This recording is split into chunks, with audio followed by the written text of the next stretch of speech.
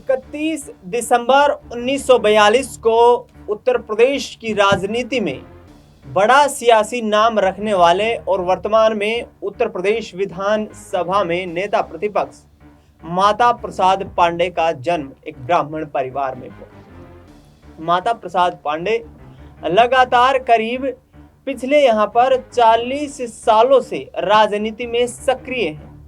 आपको बता दें कि जिस तरीके से माता प्रसाद पांडे का जन्म जो है उत्तर प्रदेश के सिद्धार्थनगर जिले में हुआ, इटवा सीट से वे विधायक हैं और लंबा राजनीतिक करियर है। मुलायम सिंह यादव, अखिलेश यादव के काफी करीबी माने जाते हैं माता प्रसाद पांडे और उनकी विश्वसनीयता को आधार मानते हुए अखिलेश यादव ने वर्ष 2024 में उन्हें नेता प्रतिपक्ष की जिम्मेदारी सौंपने का काम किया है। आपको बता दें कि इस वक्त देखा जाए तो उत्तर प्रदेश में भारतीय जनता पार्टी की सरकार है और समाजवादी पार्टी उत्तर प्रदेश विधानसभा में प्रमुख विपक्षी दल है। माता प्रसाद पांडे को नेता प्रतिपक्ष की जिम्मेदारी इसलिए दी गई है क्योंकि ब्राह्मण जाति से संबंध रखने वाले समाजवादी पार्टी के बड़े राजनेता हैं। इसके साथ साथ माता प्रसाद पांडे के राजनीतिक जीवन की बात करें तो वह लगातार राजनीति में लंबे वक्त से सक्रिय हैं। यहां तक कि समाजवादी पार्टी के गठन से पहले से ही वह राजनीति में लगातार अपनी सक्रिय भूमिका निभाते हुए नजर आ रहे हैं। 38 वर्ष की उम्र में माता प्रसाद पांडे ने पहला विधानसभा चुनाव जीता।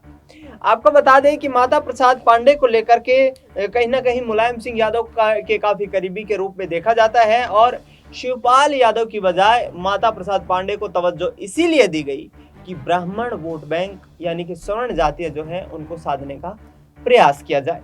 आपको बता दें कि सिद्धार्थनगर जिले की इटवा सीट से माता प्रसाद पांडे 7वीं बार विधायक हैं।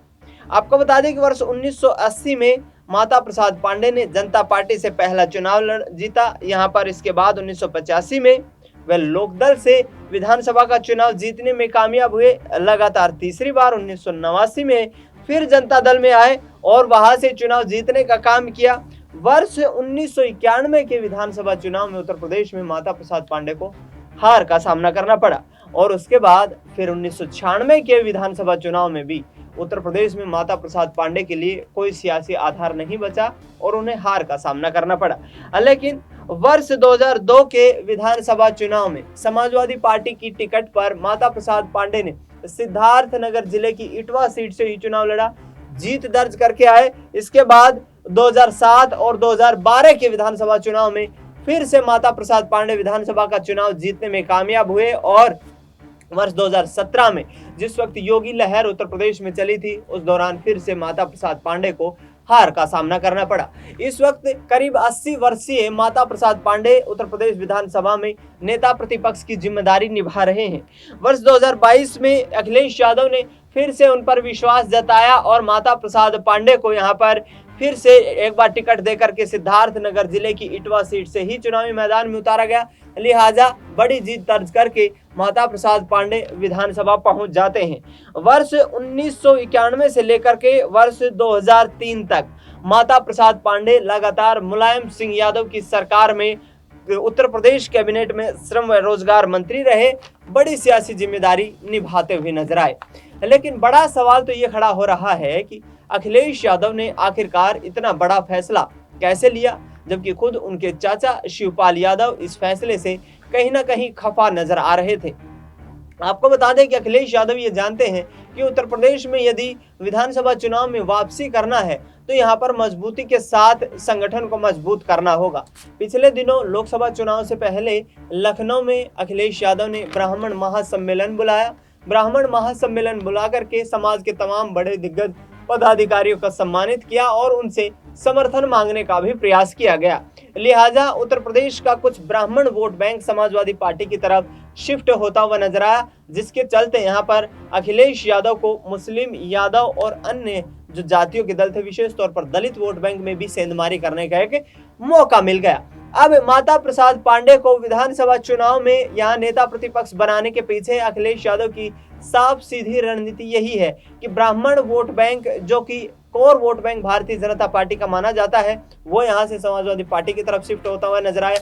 हमने यहाँ पर विधानसभा चुनाव, लोकसभा चुनाव में भी देखा कि जिस तरीके से टिकट वितरण किया गया उसमें भी ब्राह्मण चेहरों को तवज्जो दी गई, यानी कि साफ तौर पर अखिलेश यादव नहीं चाहते हैं कि जातीय रूप से यहाँ पर डिस्क्रिमिनेशन देखने को मिले और उसका सियासी जो नुकसान कहीं ना कहीं समाजवादी पार्टी को भुगतना पड़े।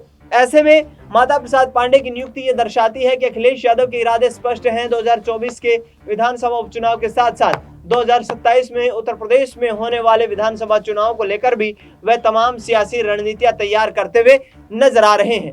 इस वक्त उत्तर प्रदेश में देखा जाए तो योगी आदित्यनाथ और उनके साथ साथ उत्तर प्रदेश सरकार में deputy chief minister Keshav Prasad Maurya के बीच सियासी तनातनी देखने को मिल रही है।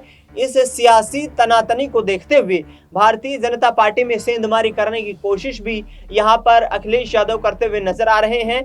सूत्रों के हवाले से मिली खबरों के मुताबिक आपको बता दें कि माता प्रसाद पांडे कुछ ब्राह्मण चेहरों के संपर्क में हैं, जो कि भारतीय जनता पार्टी के विधायक हैं। अखिलेश यादव ने यही ट्रम्प कार्ड चलने की कोशिश की है कि यदि यहां से कोई भी ऐसा चेहरा पार्टी में शामिल हो जाता है या ब्राह्मण वोट बैंक में सेंधमारी करके कई ऐसे ब्राह्मण चेहरों को पार्टी में शामिल कर लिया जाता है जो आगामी वक्त में भारतीय जनता पार्टी को झटका देते हुए नजर आए, तो उत्तर प्रदेश की राजनीति में 2027 में होने वाले विधानसभा चुनाव से पहले ही सेंधमारी की जा सकती है।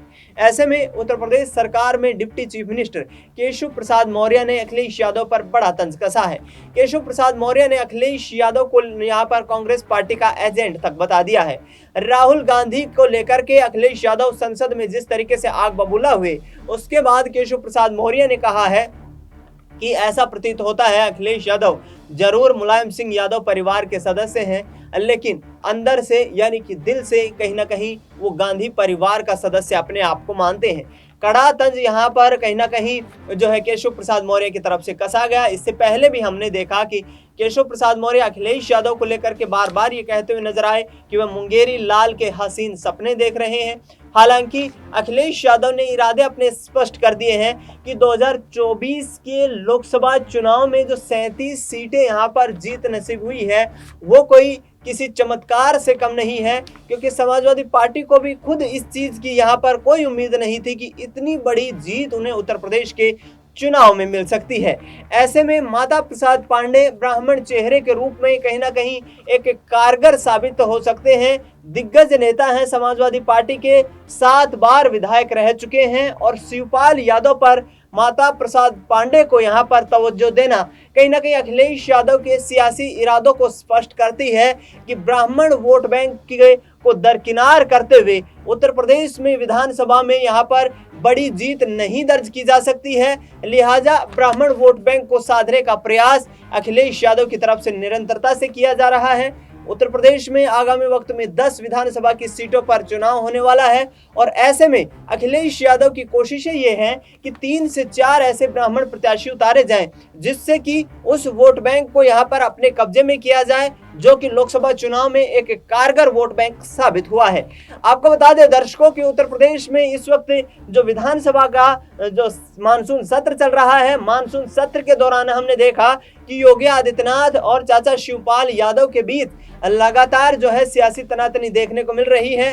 फिलहाल देखा जाए तो उत्तर प्रदेश में ब्रजेश पाठक और इसके साथ साथ deputy chief minister Keshav Prasad Maurya Yogi Adityanath की तमाम रणनीतियों से कहीं ना कहीं खफा दिखाई दे रहे हैं।